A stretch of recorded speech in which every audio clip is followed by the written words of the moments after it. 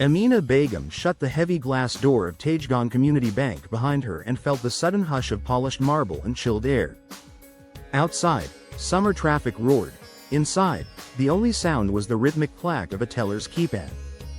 She carried a cotton pouch with 100,000 taka, months of profit from her little rooftop hydroponic farm, ready for safekeeping. What Amina did not know was that the moment her cash slid under the teller's window, it would multiply like seeds in nutrient broth.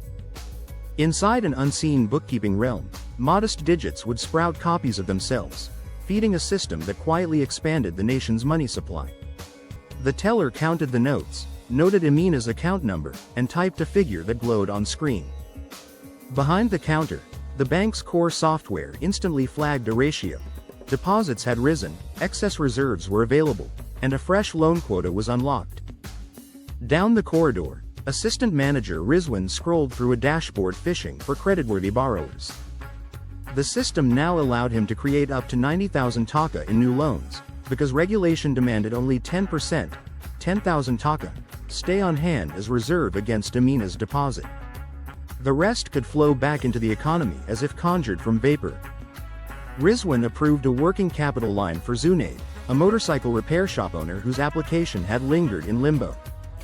Within seconds, Zunaid's account balance bloomed. He had never met Amina, yet her deposit was already sparking life in his garage miles away. By late afternoon, Zunaid stood at a spare parts wholesaler selecting carburetor kits. Payment was electronic. The wholesaler, Parvez & Sons, saw its checking balance swell by nearly 90,000 taka. At closing time, Parvez & Sons transferred most of that amount to its own bank, Bengal First. Bengal First registered new deposits, set aside its required 10% reserve, and freed the other 81,000 taka for lending. Money, like light between mirrors, ricocheted from balance sheet to balance sheet. With every reflection it lost a sliver to reserves but kept most of its brightness. By nightfall, Amina's initial pouch of cash had seeded multiple banks, fueled fresh loans, stocked new shelves, and still lay safely credited to her own account. While Dhaka's skyline turned amber, Amina brewed tea on her rooftop. She opened her banking app and saw the familiar number, 100,000, secure and untouched. She had no idea that somewhere in the city, a delivery driver had just collected a paycheck partly financed by her money's digital clones. Across town, central bank analyst Farhana Kabir watched liquidity reports tick upward. Her software traced reserve levels bank by bank. She knew the copy machine effect would stall if too many depositors demanded physical cash or if regulators raised reserve requirements. But tonight, the fractional engine purred. Deposits turned to loans, loans to deposits, an expanding spiral monitored by risk matrices and capital buffers. Farhana ran a simulation. If every customer suddenly insisted on cash, banks would liquidate assets or borrow emergency funds to meet withdrawals. The model's flashing red nodes reminded her that the system's magic worked only because people trusted screen balances more than paper bills. Morning broke. Amina walked down Kamal Ataturk Avenue and noticed a billboard. Low-interest small business loans, ask inside. She smiled, unaware that yesterday's deposit gave the ad its promise.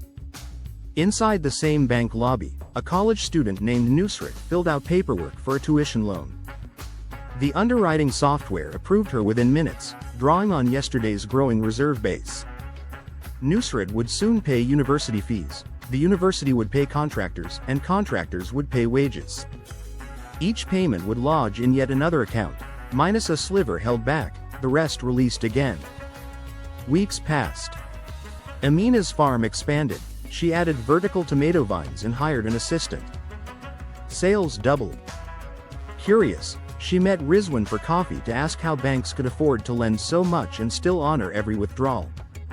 Rizwan sketched concentric circles on a napkin.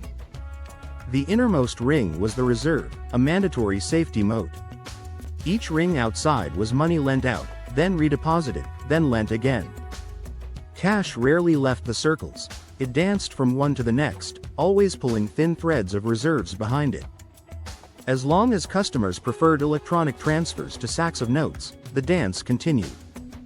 Amina realized her original 100,000 taka had birthed nearly $1 million in credit lines circling the city, though only a fraction remained as actual notes in any vault.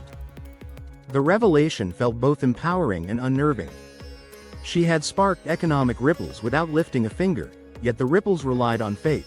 Faith that screens would keep showing balances. Faith that withdrawals happened piecemeal, not all at once. One humid evening, monsoon rain hammered tin roofs and rumors spread of a struggling regional bank upcountry. Social media buzzed.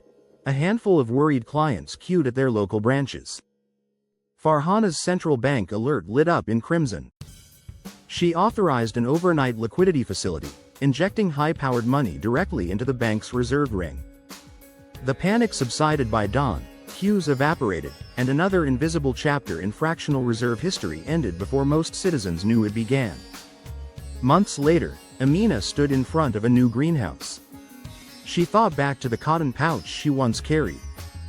That humble paper stack had become the root of a sprawling financial tree, its branches loans, its leaves receipts, its sap investor confidence. Fractional reserve banking, she now understood, was less an illusion and more a garden where promises grew provided the soil of trust stayed moist and the gardeners, regulators, analysts, depositors, tended it carefully. She inhaled the scent of young basil, grateful that her deposit had sparked growth far beyond her rooftop. And somewhere, perhaps sipping tea on another rooftop, an entrepreneur celebrated a loan approval, unaware that the fertile power behind it traced back to this very greenhouse, and to the quiet arithmetic that lets banks create money from money that never really leaves. If you found this helpful, hit that like button, subscribe for more amazing content.